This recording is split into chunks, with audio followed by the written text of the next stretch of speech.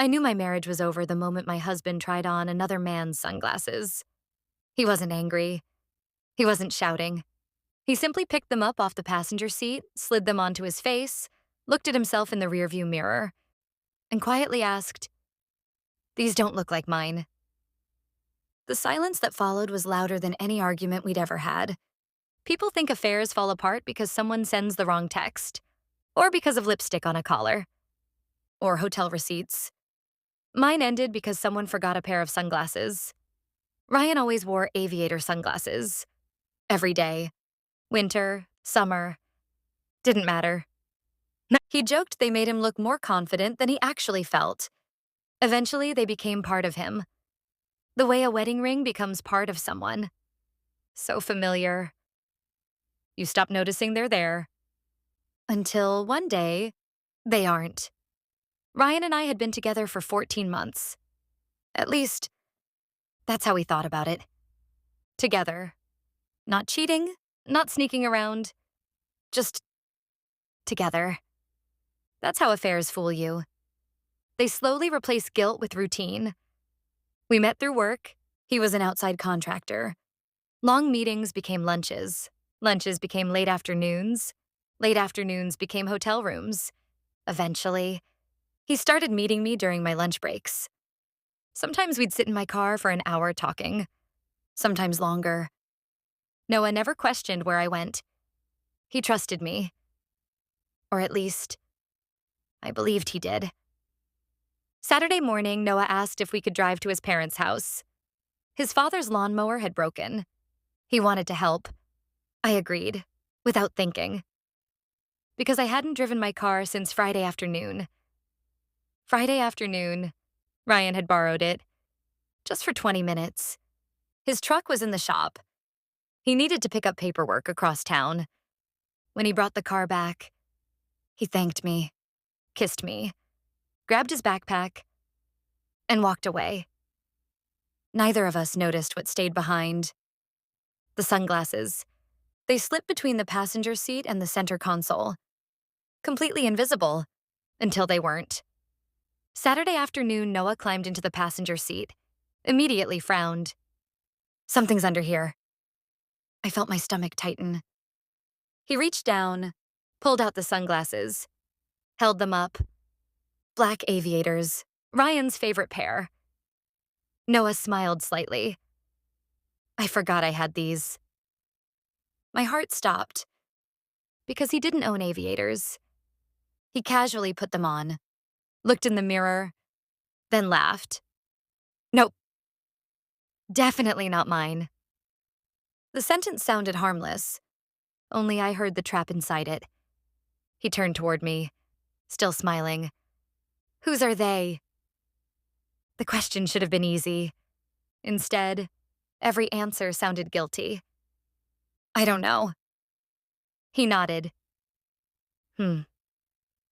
Another pause. "They're expensive." He turned them over, examining the inside of the frame. Then quietly read something aloud. R.T. Ryan Thompson. His initials. The blood drained from my face. I hadn't even known his initials were engraved there. "When did you find out?" I whispered. The words escaped before I could stop them. Noah didn't answer immediately. Instead, he carefully folded the sunglasses, placed them back in the case, closed the lid, then looked out the windshield. About 6 months ago. 6 months. 6 months of birthdays, weekend trips, family dinners, date nights. 6 months of him already knowing. Every memory instantly changed. The patience, the calmness, the kindness. He wasn't rebuilding our marriage. He was quietly saying goodbye to it. We drove the next several miles in complete silence. Eventually, Noah spoke again. "You know what's funny?" I couldn't answer. I never would have noticed the sunglasses. Pause. But whoever sat in that passenger seat adjusted it. I frowned. Ryan was 6'3". Every time he borrowed my car, he pushed the seat all the way back. I'd forgotten to move it. Noah smiled sadly. I noticed that first. Another pause. The sunglasses just confirmed it. My chest tightened. I kept hoping there'd be another explanation. He looked out the window again. There wasn't. We arrived at his parents' house. He never mentioned the sunglasses, never argued, never embarrassed me.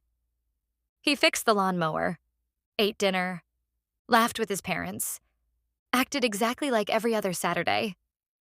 On the drive home, he handed me the sunglasses. You should probably return these. I stared at them, unable to move.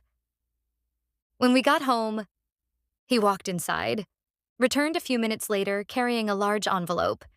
Divorce papers, already signed, already dated, already waiting.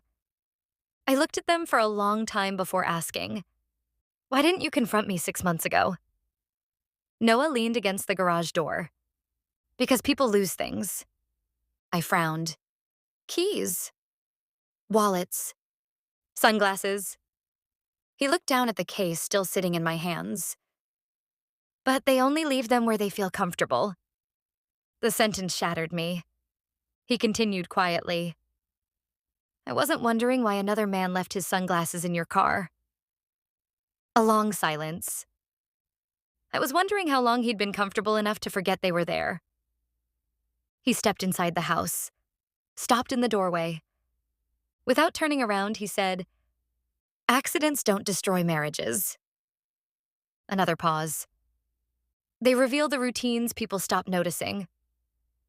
The front door closed softly behind him.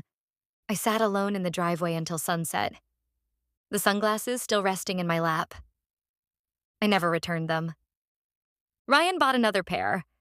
We never spoke again after the divorce. Sometimes, I'll see someone wearing black aviators at a stoplight. For just a second, I remember that Saturday. Not because of the sunglasses, not because of the divorce, not even because Ryan forgot them. The worst part was realizing my husband hadn't discovered my affair because of one careless mistake. He discovered it because careless mistakes only happen after secrets become ordinary. And by the time another man's sunglasses were lying comfortably in my passenger seat, our affair had already stopped feeling like a secret. It had started feeling like a normal part of my life. That was the moment I had truly lost my marriage, even if I didn't realize it until Noah quietly tried on another man's sunglasses.